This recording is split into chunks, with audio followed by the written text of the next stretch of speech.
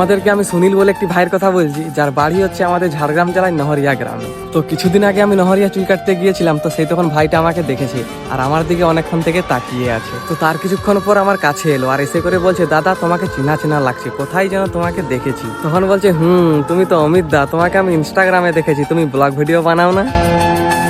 দিয়ে বলছে, জানো দাদা, আমার অনেক দিনের স্বপ্ন ছিল তোমার সাথে দেখা করার, আর আজকে সেই স্বপ্নটা পূরণ হলো। তারপরে বলছে, সব ব্লগারের থেকে তোমাকে আমার অনেক ভালো লাগে। তখন আমি ভাইটাকে জিজ্ঞাসা করলাম কেন? তখন ভাইটা বলছে, কেন জানি না, কিন্তু সত্যি বলছি দাদা, তোমাকে আমার অনেক ভালো লাগে। আর ভাইটা আমাকে বারবার একটাই কথা বলতেছিল, আজকে যে কার মুখটা দেখে উঠেছিলাম জানি না, কিন্তু তাকে অনেক অনেক ধন্যবাদ। তারপরে ভাইটার স্কুল যাওয়ার সময় হয়ে গেল আর আমি ভাইটাকে বললাম, তুই স্কুল যাবি না? বলছে, না দাদা, তুমি যতক্ষণ না চুল কেটে বাড়ি যাচ্ছ আমি কোথাও যাবো না। আর ওই রাস্তা দিয়ে ভাইটার যতগুলো স্কুল ফ্রেন্ড যাচ্ছে সবাইকে বলছে, এই দাদাকে চিনিস? এই দাদাটার আইডিটা দেখবি, পপুলার অমিত নামে আছে। আর তার কিছুক্ষণ পর আমি চুল কাটতে বসে গেলাম আর ভাইটা আমার জন্য অনেকক্ষণ দাঁড়িয়েছিল। তারপরে আমাদের চুল কাটা হয়ে যায়, তো ভাইটাকে বললাম, এখন তো আমরা বাড়ি চলে যাবো, তো তুইও বাড়ি চলে যা ভাই। তখন ভাইটা বলছে, ঠিক আছে দাদা, আর যদি কোনোদিন চুল কাটতে আসো তো আমাকে বলবে, আমি আবার আসবো তোমার সাথে দেখা করতে।